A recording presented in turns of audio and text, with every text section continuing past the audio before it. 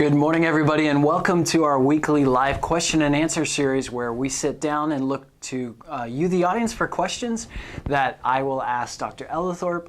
We're here every Wednesday morning at 9:45 a.m. Pacific time, and the best way that you can participate with us is to post your questions in the chat section that's off to the side here. You do have to be logged into YouTube to post your questions there, just so you know. And you can email us your questions anytime during the week. That email address is office@tlcdoctors.com. That's office@tlcdoctors.com.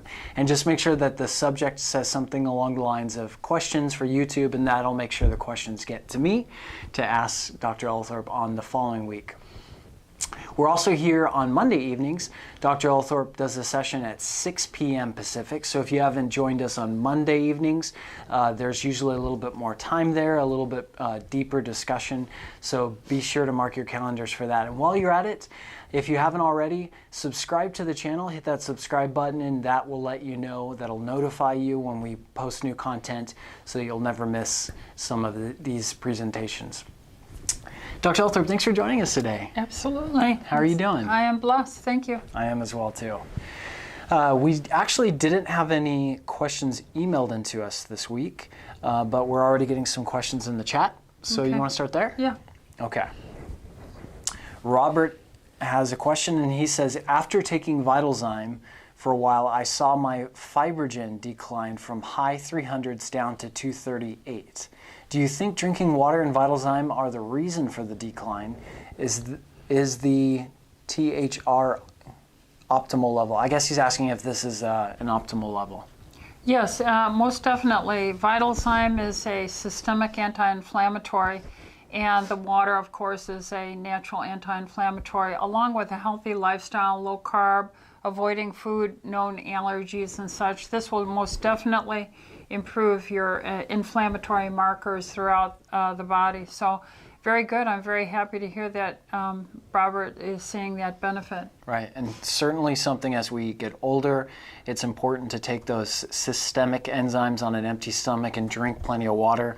Our body makes these enzymes naturally. We need them to survive, and they help us break down dead cells, decrease inflammation, and they're sort of like little garbage trucks that go throughout our body and pick up stuff and help get rid of it. I describe them as soap suds. You know, it's God's soap suds. So the older you get, your rate of repairing cells diminishes compared to when you were younger. So the pileup of junk tends to be higher. Therefore, your knees will start to hurt from the use of them, your shoulders, your back, and these kind of even joint pains will improve. So I use 5 Vitalzymes twice a day, all the time. Okay. Now, water, we can't understate enough how important that is. Most of us do not drink enough water. I would also add intermittent fasting, or fasting is a tremendous health benefit. If you can train yourself to give up 1 meal a day and eat in a window of time like noon to 6 p.m., and keep that a healthy menu, then you'll have 18 hours of your body to work on healing yourself. If occasionally you can learn to skip 2 meals, breakfast and lunch, and go from dinner to dinner, you're going to have amplified benefit from that. And we see amplification of anti-aging benefits. And I know that this has been well studied up until about at least 3 days, sometimes 5 days. So that's why I will play around with a 5-day fast twice a year. I'll do intermittent fasting always, and occasionally I'll skip breakfast here because I'm so busy at work. So I easily get 1 or 2 days a week of 24-hour fasting. Great. Okay, we have a question from Dolphin that says, has anyone else gotten an upset stomach after taking lots of Vitalzyme? I can't say that I have. Anytime you take anything on an empty stomach, vitamin supplements, it takes some getting used to, and it can, I suppose, make you feel a little queasy sometimes or upset your stomach, but it is something that over time you get used to.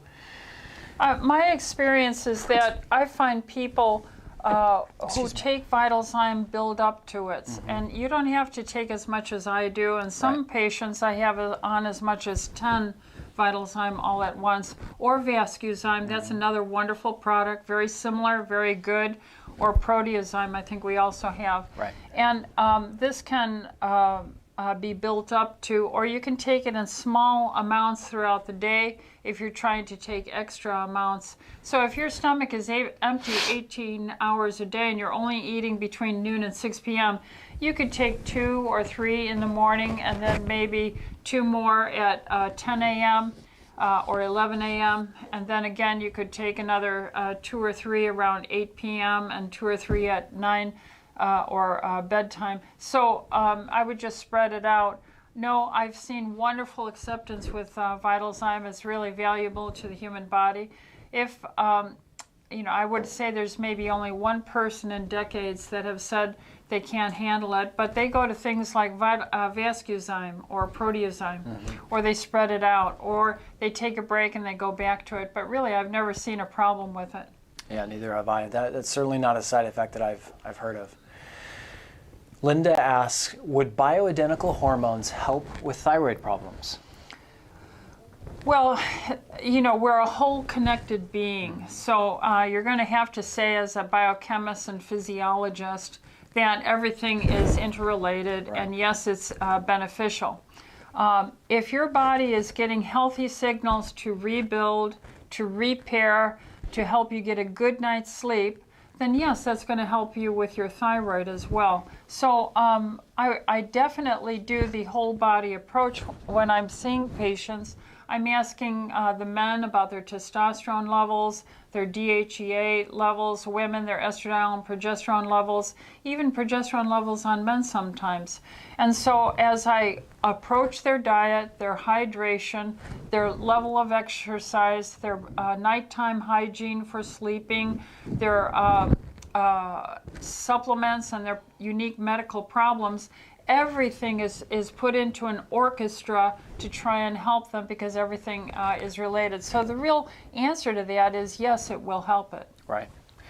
We describe what we do here as a functional approach to medicine, and that's really the understanding and the study of the intricate link between the body's systems, whereas most medical professionals have been trained very thoroughly on diagnosis and the origin of disease and then treating a disease and its symptoms.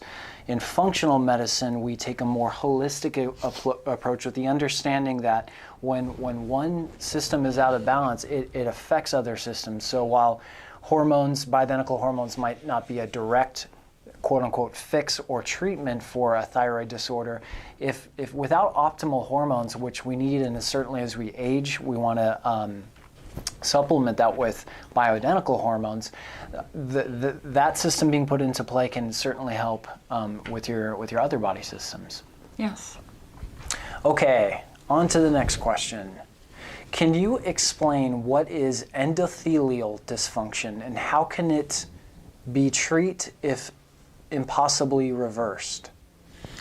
The endothelial cells are single cells, and if you imagine that this is a cell right here, if you flip it over onto itself, that is what a capillary is.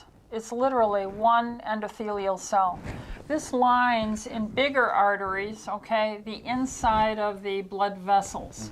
In your lungs, your brain, your heart, everywhere throughout your body. Endothelial cells is specifically the interface between that blood flow and communicating with the needs of the body. So the blood flow and the communication. So the receptors on the endothelium, you're hearing and you've learned over this past almost 2 years about the ACE2 receptor and COVID and binding and creating irritation, inflammation, and breaches through the blood vessel into the tissues. Therefore, repairing this means you have to understand that the fluid passing at your blood should be as healthy as it can be. And that means you have to talk about the diet. So if you're not drinking enough water, number one, if you are eating a high-carb, starchy, sugared up, fruit sugar even diet with lots of smoothies and juices and stuff like that, you can make that fluid more sticky. and that stickiness, shear force on the lining of that blood vessel is going to create damage or injury. And it won't be as responsive to the tissues to vasoconstrict or dilate, okay? It won't respond as well to local injuries, or it'll excessively over-respond, or it'll degenerate and allow breaches into the tissues there. So you have to talk about your hydration, your diet, and in that diet, you have to say, what is that little cell made of? What is that actual molecular structure? And that's what we're published here in so much. They're made of a double layer, okay? A double layer of phospholipids, okay? And that's a fat, okay? It's a phosphorylated glycerol molecule with fatty acid chains. And it's made of protein receptors. Now, there's minutia about a glycocalyx and various things like that, but essentially, if you Google composition of cell membrane composition will say 50% fat, 50% protein. And we as a nation have been, by our government endorsement and support of institutions that falsely and wrongly told us to be low fat, no fat, low fat, no fat, and it's created an entire population of people in my age and yours who have been avoiding that and getting too many carbs. So you can't repair this. They made you afraid of eggs and the cholesterol in them, and the cholesterol has to be in there, and the phospholipids that are available to us in eating meat and fish and chicken and so forth. So we have created, one is that Doctor's Nutrition Bar. We created that for the specific purpose to be a vegetarian appropriate, paleo appropriate, all organic, natural, rich source in a bar of phospholipids with protein in it to help encourage our patients to start eating this, because many of them were so afraid of eating any fat. Mm-hmm. So we created this wonderful Doctor's Nutrition Bar, and our studies on our patient, our clinical data, is absolutely fantastic on it not raising your blood sugar, it not raising your insulin, and repairing the lining of the cell that is called the endothelial cell. So the shear force of stuff going through, the contents of it, the density, the lack of water, dehydration, the lack of eating the stuff that helps repair it, all these things age you. So I enjoy eating meat. I enjoy eating eggs. I enjoy eating low carb. I enjoy drinking my water. I enjoy taking some exercise so that I have this fluidity and a orchestra of activity to repair it. And then enzymes also help get rid of debris, because there is a senescence, there is a date at which a cell can't work anymore.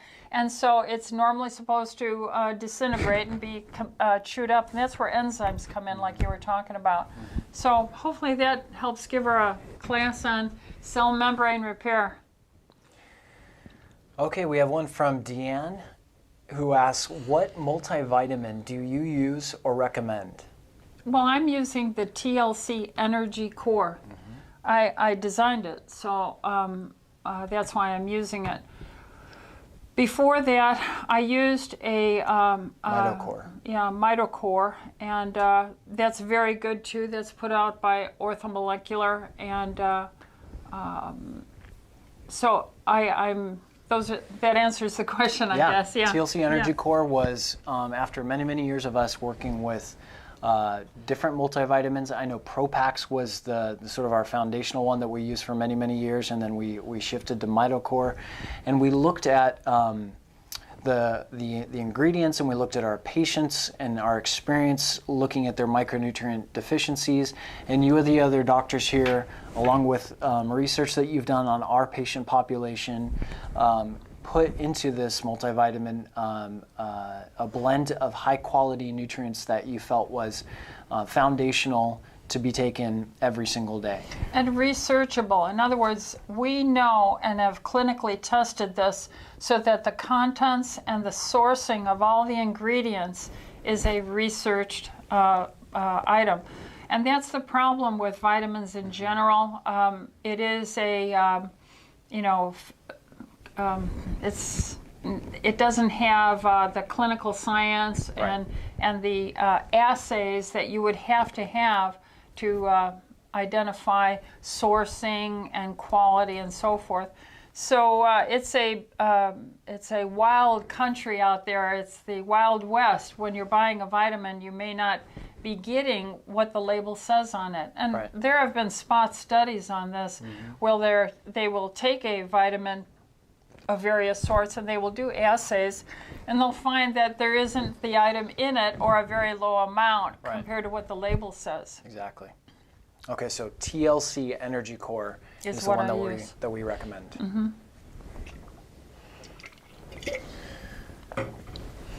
Looks like my phone is frozen here. There we go.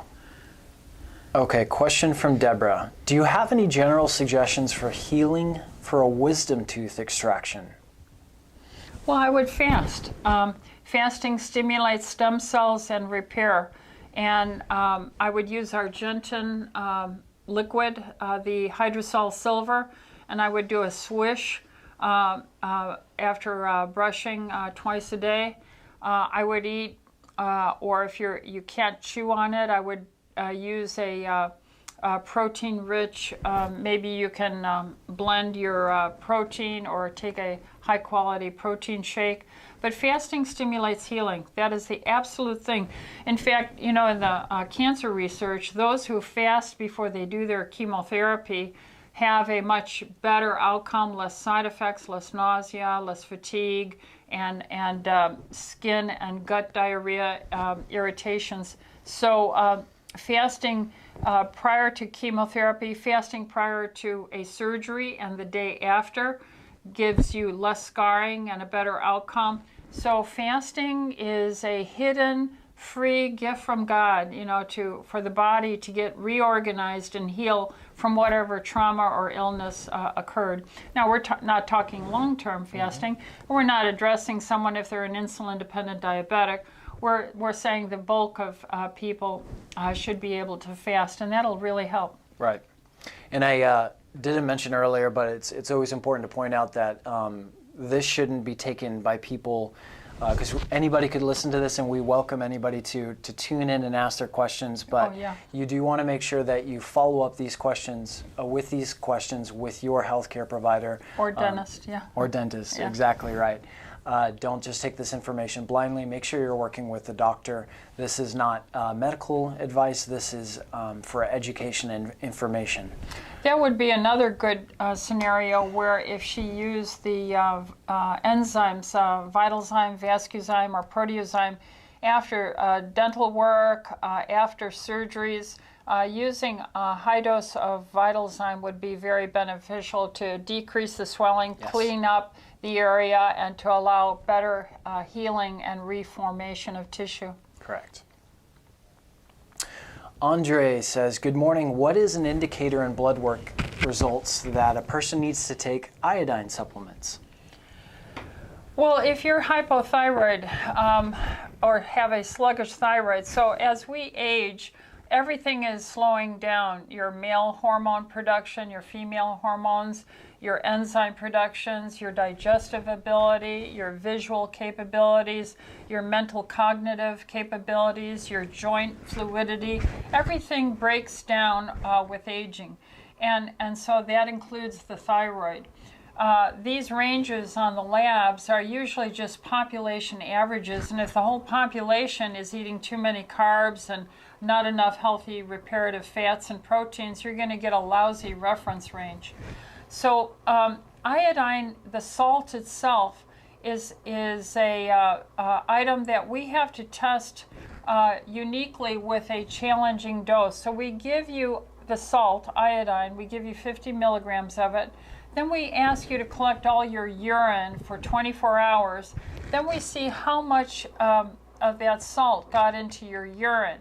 If you're deficient, you're going to hold on to that salt, and your urine will be very low in the amount that you released. And the experience that I've had over decades, and if you read Dr. David Brownstein's book called Iodine, you'll see that close to about 96.7% of all Americans, due to the corruption of the food system, we used to have iodinated bread, we used to have iodine liberally in our baked goods and cooking. Now they've replaced it with bromelain. Okay, and bromelain is another salt that is more powerful and blocks iodine absorption. Fluorine is in your toothpaste, and your water is often fluoridated, which I don't think it should be. I'm against fluorinated water, and that will push off iodine. So we've all become iodine deficient, and iodine has many functions throughout the body. Prostate health, breast health, thyroid, mental performance, and so forth. So that's how we test for it. Right. So number one, our experience and research and books and other physicians have pointed out that Americans are iodine deficient. So there's 97% chance that you are deficient in iodine. Exactly. A blood test is not something that's going to show that. It's certainly not a normal blood test. It's not something that most doctors are trained to look for anyways. We use a specialty test for that. It's a urine collection test with a challenge. So just to be safe, we put almost every single patient on a high quality iodine supplement. Our go-to is called Iodoral. And that is available at our wellness store. I take that every single day, and iodine has many, many benefits to thyroid and help with the radiation and contamination in our environment. So certainly something worth taking and very cost effective as well too. Zena says, my mother-in-law has had issues with major migraines that debilitate her for years. What is a natural remedy for her? Well, migraines are not a identifiable known cause. So if you say, what is the cause of migraines? It's theorized in medicine, so we haven't solved that problem. So what triggers a migraine? It's felt that there is a vasospasm in the cerebral vasculature from some triggering either food or stressor in your life, like a food allergy or not enough water or an emotional stressful situation or a period of tenseness. And this vasoconstriction, then when the feedback of the tenseness, like very often migraine patients will work through the week and then on the weekends get their weekend destroyed for relaxation because they get a migraine. So once that stressor is removed or that food is removed, then there's vasodilation. This vasodilation is that throbbing unilateral headache that emerges. So what do? We put them through what all human beings need. We need to clean up our act. We need to drink our water. We need to exercise on a regular, modest, routine, daily amount. We need to lower the food allergens, genetically processed foods in the diet. Very often we'll do a food allergy testing. Very often we'll give them high-dose magnesium, either an IV. We can actually infuse magnesium for these headaches and inflammation. We give them the pain relief of inflammation with enzymes.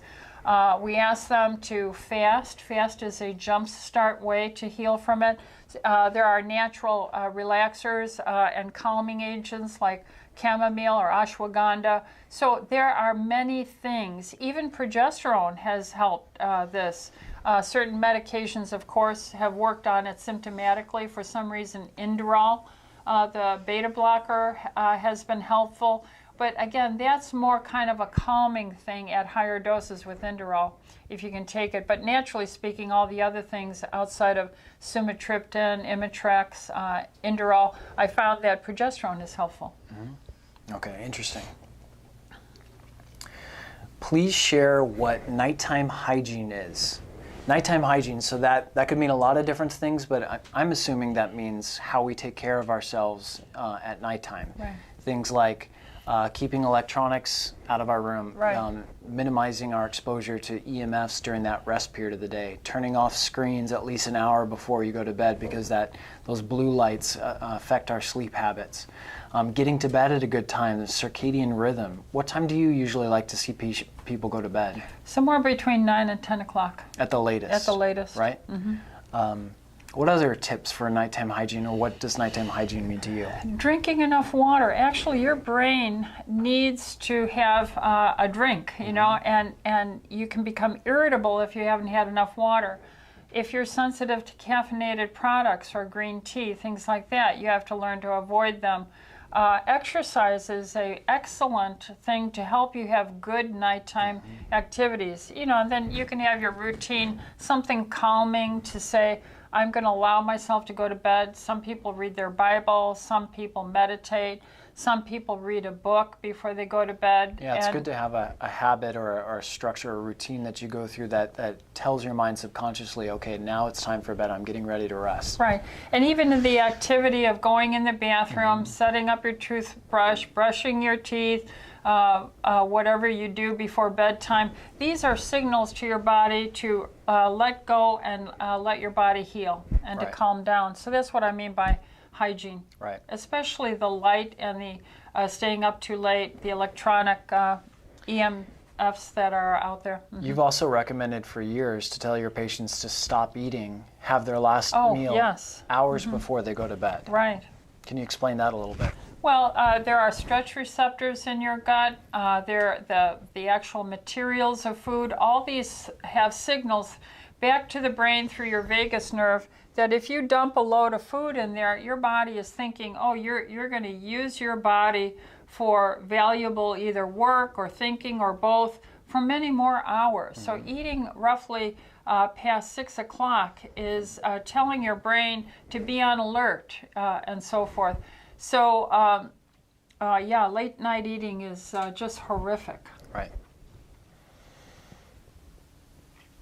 Okay.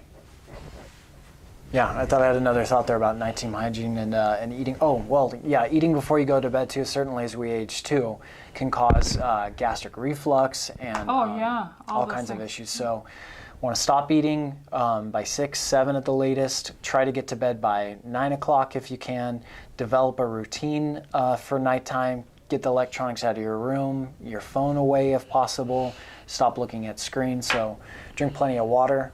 I like that herbal nighttime tea that you can get just about at any health food store. I think it's called Good Night or something like that. Yeah, and we have that magnesium powdered, and we have the vitamin C. I usually mix those too, so it'll help you relax, plus give you an antioxidant boost while your body's trying to repair. And for some people, melatonin can be helpful as well too. Yes. Okay, Lisa says, is one Vitalzyme more potent than another? Yes, I think she understands that we have the Vitalzyme XC, and then we have the Vitalzyme in the jar, and that is a half-strength one. Right. Right, and then Vitalzyme has been the tried and true longest. It's actually a prescription in Japan, but there's also Vascuzyme, which is more of an affordability thing. It has the same enzymes in there, the serapeptase and other enzymes that are systemic as well too. Vitalzyme XE is the most expensive, but it's in that proprietary tough capsule that's supposed to make it past the stomach into the gut. Yeah. Debbie asks, how do you feel about topical retin A for adult wrinkles? Topical retin A. I'm going to say I don't support it. I would rather you put on topical estradiol for wrinkles. That's what I do as I'm approaching 70, and I think I've done very well. Especially if you given the fact that I'm in that generation that everyone smoked, and we smoked all the way until, you know, when I had you. When I got pregnant with you, I stopped smoking. So I have probably 20 years of smoking cigarettes on top of that in my lifestyle. And I think I've done well without having all that wrinkle face from being a smoker in the past. So I would say topical estradiol would be a better thing to do. I put it on the top of my hands so I don't get as old looking a hand as I age, and on my face and around my eyes so I don't get those crows and wrinkles. I just think use what your body needs. Don't buy a drug, a manipulated molecule. So, no, I'm not in favor of topical retin A. Got it.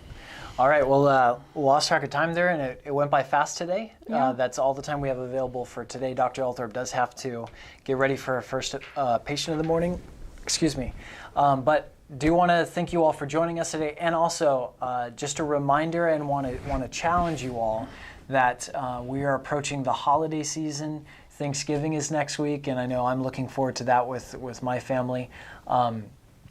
When we look at the holidays, we try to remind our patients and challenge them to treat your holiday as a feast day, a day to celebrate and to enjoy time with your loved ones and your family and the foods that come along with that. But do so in moderation. There's a tendency to go from a pre-Thanksgiving party to the Thanksgiving party to, oh, I got to go to the in-laws Thanksgiving party, and it ends up being multiple days of just kind of letting go and pigging out, Right. And just what a burden that puts on our immune system. And that's why we see so many more cases of people getting sick and ill, getting the flu after and around this time of year. So start planning now to celebrate Thanksgiving, and then right around the corner will be Christmas and New Year's, but make it a day and let that day be the day, and then get right back up on your routine, because we want to eat to live, not live to eat, of course. There were some questions that we didn't have time to get to today. No worries, though. I did record those so that we will answer those next week. So be sure to tune in next week, and be here on Monday evening with Dr. Ellithorpe at 6 p.m. You can also ask your questions then. You can email your questions into us anytime during the week. If something pops into your head, just fire us an email off at office@tlcdoctors.com and put in the subject question for YouTube, and we'll ask that question as well too. Very good. All right, everybody, thank you so much for joining us today. If you enjoyed today's video, hit that like button, subscribe to the channel, and tell your friends and family. You don't have to be a patient here to join in and participate. Until next week, everybody, be well and God bless. God bless. You know,